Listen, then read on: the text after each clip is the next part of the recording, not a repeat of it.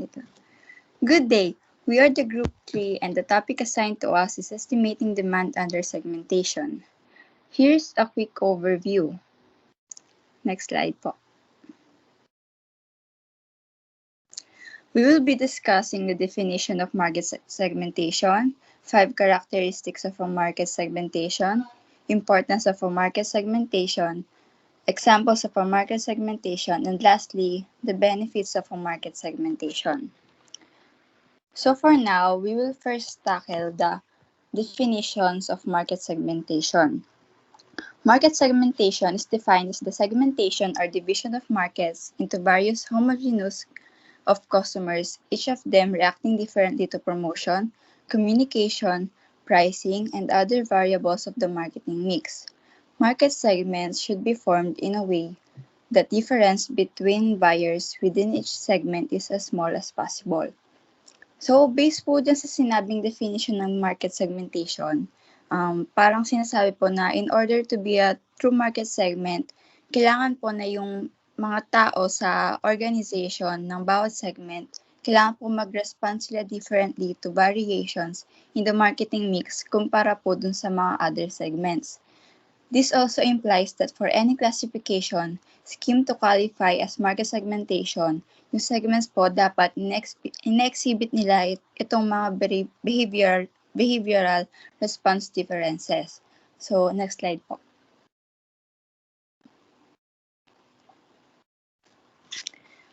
So, ang pag-aaralan din po natin dito yung different definitions po ng market segmentation. Yung sinabi ko po kanina, yun lang po yung parang pinaka-basic na definition.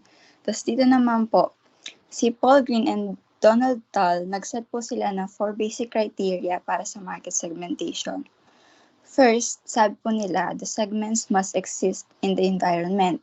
Hindi daw po dapat figment ng researcher's imagination, kundi dapat nag-i-exist po talaga in real life dun mismo sa environment nila. Tapos second, the segments must be identifiable, repeatedly and consistently. Third, the segments must be reasonably stable over time. And lastly, one must be able to efficiently reach segments through specifically targeted distribution and communication initiatives. Next slide po.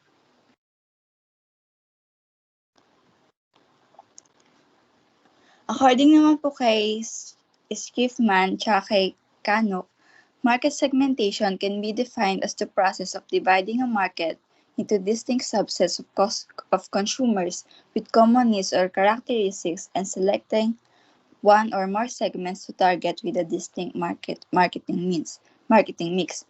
So ayun po, ang base po sa sinabi nilang dalawa, yung market segmentation daw po is parang yun daw po yung process ng pagdi-divide po ng market into iba't ibang klase po based po dun sa pangangailangan ng mga consumers saka sa characteristics din po ng consumers. Tapos sabi din po ni Rahan Saxena, dinedefine niya po yung market segmentation as the process of dividing heterogeneous market into homogeneous subunits. Tas sabi naman po ni S.J. Skinner, marketing segmentation is the process of dividing a total market into groups of consumers who have relatively similar product needs. So, based po sa pagkakaintindi ko, parang medyo parehas po yung sinabi ni Schiffman tsaka ni Canok dito kay S.J. Skinner. Parang sinasabi po nila na yung market segmentation po, yun po yung parang process ng pagdi-divide po ng market into little groups po. Parang pinapaliit po yung market segmentation. Tapos binibase po siya dun sa mga consumers na may mga common needs po, mga ganon. Tapos, to conclude po the definitions, parang sinasabi po nila lahat na it can be concluded na yung segmentation po is, yun nga po, parang to divide a market composed of consumers with diverse characteristics or behaviors po na into homogeneous segments that contains persons who will all respond similarly to a firm's marketing effort. So, that's all po for definitions of market segmentation. So, next po is yung 5 characteristics of market segmentation.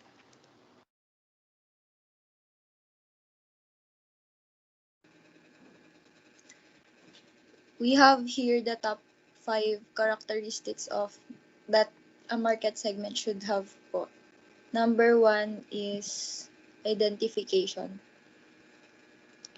We should be able to identify the characteristics of our target consumers so we can associate them with our products or services. So dito po sa identification, dapat lagi siyang, yung market segment natin dapat identifiable. Sa demographic segmentation, we should be able to identify the customer's age, sex, marital status, education, and occupation para malaman natin kung ano yung mga perfect products and services na pwede nating ma-offer sa kanila. Tapos, sa sa geographic segmentation, kailangan nating identify doon ay yung region, city size, the density of the area, and climate. We can identify their characteristics through survey questionnaires, observations, or research. Itong characteristic po ng market segment na to, which is yung identification, can help a company to concentrate on what segments they need to target with particular products or services po. Second characteristic po ay yung measurability. Another important characteristic ascertains the degree of measurability of the size and purchasing power of the segments. The marketers should know the market size, the number of the people in the segment, and their location.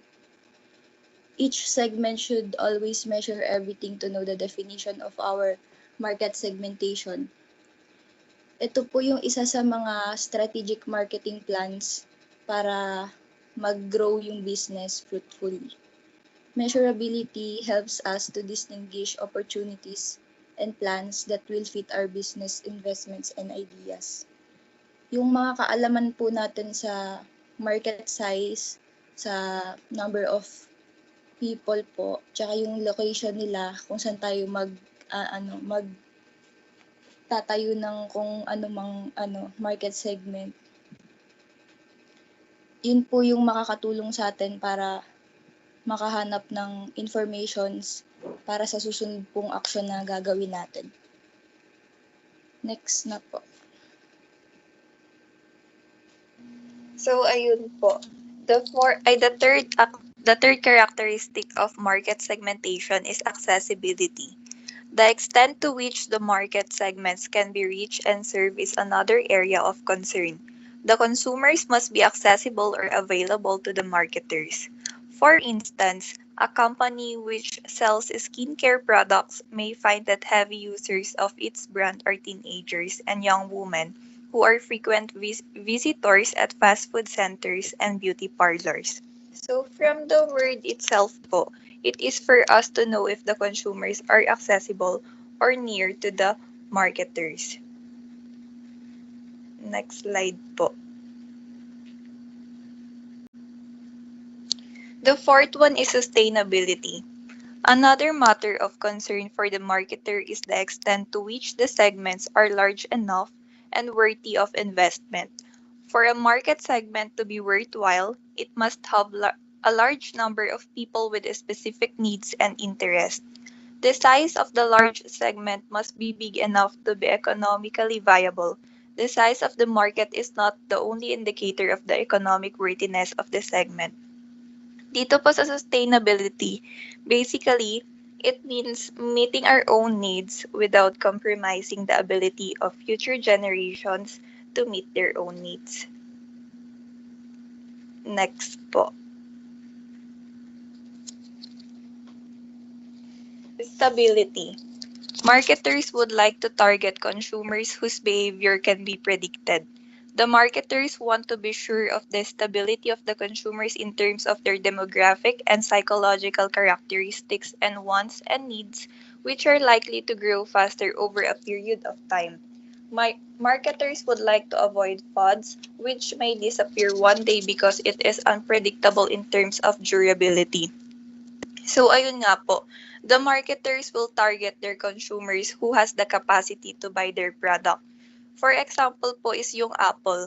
Ang target market po nila is yung mga executives, managers, or yung mga professionals. Kasi sila mostly yung may kakayahan na bumili ng product nila. Moving on, we have the importance of market segmentation. First is coordination of product and marketing. Since market segmentation po allows the seller na mas maintindihan yung dynamics or nature ng market, isa sa importance po nito is the seller can adjust para mas maka-attract ng largest possible number of buyers or customers through different publicity media and appeals. Second po is better position to spot marketing opportunities. With market segmentation and as a seller, may estimate mo kung babawasan mo ba yung binibenta mo or dadagdagan mo, depending sa response ng customers. Third is allocation of marketing budget. Allocating marketing budget allows us na pagplanuhan saan isa-spend yung pera sa different division of market sa business para ma-ensure na laging may enough na money. And following this plan, we can keep the business from mabuon po sa utang.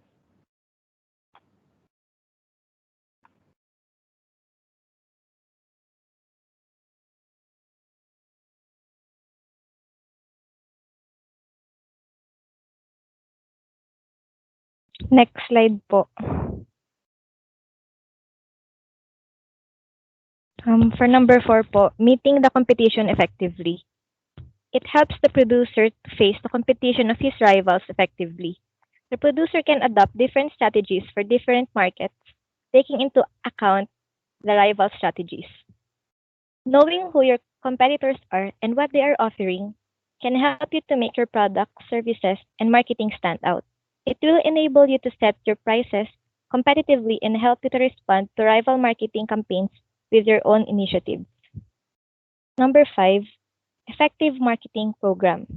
It helps the producer to adopt an effective marketing program and serve the consumer better at comparatively lower cost. Diverse marketing programs can help attach for various segments. When marketers use market segmentation, it makes planning campaigns easier, as it helps to focus the company on certain customer groups instead of targeting the mass market. Segmentation helps marketers to be more efficient in terms of time, money, and other resources. Market segmentation allows companies to learn about their customers. And lastly po, for number 6, evaluation of marketing activities. Market segmentation helps the manufacturer to find out and compare the marketing potentialities of the products. It helps to adjust production and using his resources in the most profitable manner. As soon as the product becomes obsolete, the product line could be diversified or discontinued. As marketers face more and more pressure to show a return on investment on their activities, evaluation of marketing performance can help measure the degree to which marketing spending contributes to profits. It also highlights how marketing contributes to and complements initiatives in other areas of the organization, such as sales and customer service. That's all po for importance of marketing segmentation.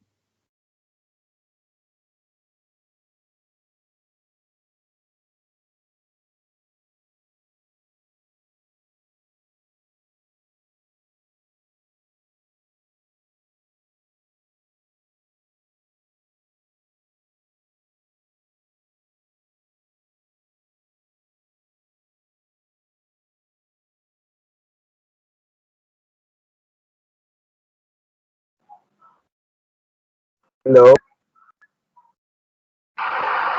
These are examples of a market segmentation. Example 1 is Brook Bond Lipton India Limited Ice Cream. The segmentation of the ice cream market can be done in a number of ways. For developing strategies for its portfolio of products, an ice cream company such as Brook Bond Lipton India Limited can adopt one or more suitable segmentation processes to be followed of effective targeting and positioning. These are the phases of segmentation. Number one is income. The market is thought to be shaped like a pyramid, with different segments occupying different levels. As an example, base, mini milk, ice candies, and etc. Medium, chocobar, and etc. Premium, feast, cornetto, etc. Super premium, nothing in the segment as yet. Number two is age. Consumers of different ages have a wide range of preferences. The market must also be segmented by generation. As an example, adults prefer dairy classic range, hot coffee, and etc. Young adults prefer cornetos, split, and etc. Teenager prefer chocolate bar, top 10, feast, casata, and children prefer mini solo, hot drink, paddle pop, and etc. Number three is occupation of consumption. Since ice cream is eaten for a variety of reasons, it is essential to segment the ice cream market by location of consumption and categorize product offerings along the same lines. As an example, refreshment, water ices, sparkle, snacks, choco bar, feast, cornetto, dessert, the classic range, casara. Number four is outlets. The various outlets for end consumption of ice creams in India are parlors, hotels, restaurants, and retailers.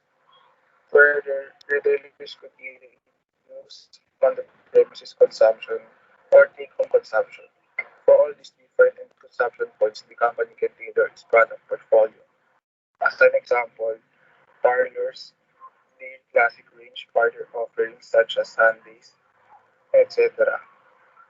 Hotels and restaurant, the classic range, etc. Take home, but coffee, the classic range, and etc. On the premises for consumption, retailers push carts, entire range. At yun po ang mga example ng Brook Band Lipton India Limited Ice Cream.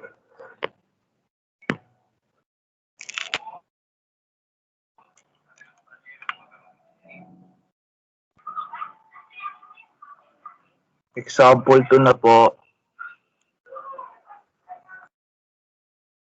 Example 2 is air conditioner. The market for air conditioners can be segmented on the nature of customers in India. Meron pong dalawang types of consumers para sa air conditioner. Yung una po is individual consumers. This segment consists of consumers in homes, small offices, and etc. In sales, the room AC segment was about 9,365,000 in 1995 to 1996. The industry growth rate for 1998 up to 1999 was 30% for this segment. Last po is yung industrial consumers. This segment consists of consumers from industrial or corporate sector. In sales value terms, the central AC segment is about 3,600,000. The central AC segment increased by 20% during 1998 to 1999. Next slide po.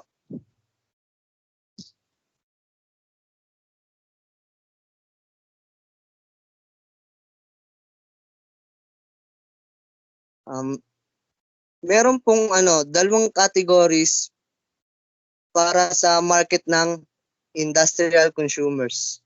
Yung una po ay window AC segment. It covers 86% of industrial consumers. Yung last naman po is split segment. It covers 14% of industrial consumers.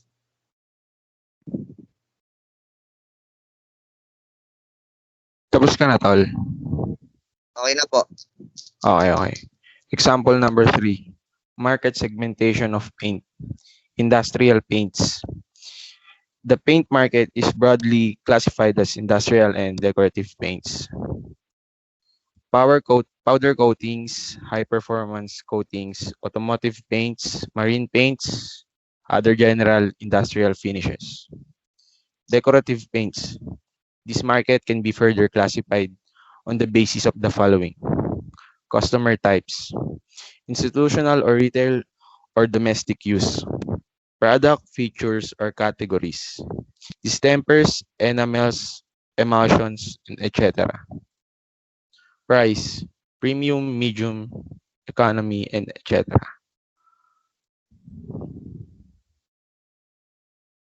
Okay na.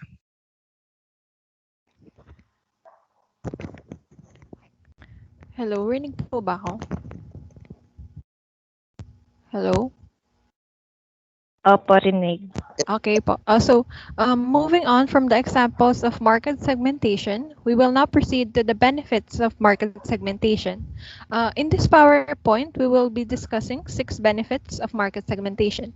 The first benefit is spotting or determining marketing opportunities.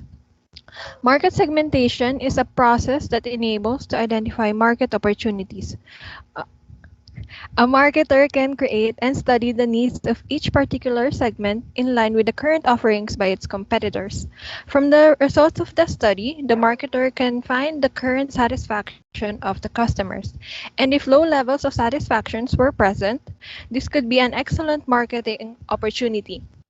The marketer can be able to make alterations in the market facilities that would be able to satisfy the customer. An example of this is the current offerings of air purifiers in terms of product or service in the market. Although majority of purifiers now has a mist feature on them, but based on the results, consumers would want to prefer a little more distinct and unique features, such as having a hydration button or feature that which would create an opportunity for the marketer to launch a new range of air purifiers and market them well. The second benefit is the proper use of means. Since market segmentation has a distinct group of people, a marketer can become successful through the proper usage of financial and marketing means, as long as it is aligned to the various segments of the market. Since the market segments, there are different groups with different interests, needs, wants, and motivations. Choosing the right platform per segment is extremely important. An example of this is if the product has a very high quality intended to target the upper class sector, then the distribution must be considered in the prestigious outlets located at selected places that are accessible to the said sector. And the third benefit is efficiently coping with the competition. Since market segmentation is a process of characterizing your consumers based on their needs and wants, market segmentation also allows companies to develop marketing programs and budget based on the clear idea of the response characteristic of the specific market segments. They will be able to budget and allocate funds to different segments depending on the consumer's buying response while coping with the business competitions. Now, moving on to Mr. Sander, to discuss the remaining 3 benefits of marketing segment. Fourth benefit is strike balance in demand. Marketing segmentation assists in understanding the sensitivity of market segments. The managers of an institution, therefore, can strike a balance in the quality of their product and the demand for the same among the buyers of various segments in market. 6. Assisting in determining the product line. Some sellers introduced a product in the market which for certain demand among a few groups of buyers, but is not widely accepted. Such a product does not satisfy the buyers in full. While it is the prime objective, it is the market segmentation that enables recognizing the necessity for a certain product among different groups of buyers, thereby incorporating products in a service as per their demand and which is viable to meet the same. Last is helps in advertising. Influensive messages to the consumers through media can be propagated when the choice, habit, necessities, necessities and preference of different buyers are duly recognized with the help of market segmentation. Other advantages are information like marketing research, product development, evaluation of marketing means can be utilized properly when once the seller is duly known to the segment of the market. That's all. Thank you.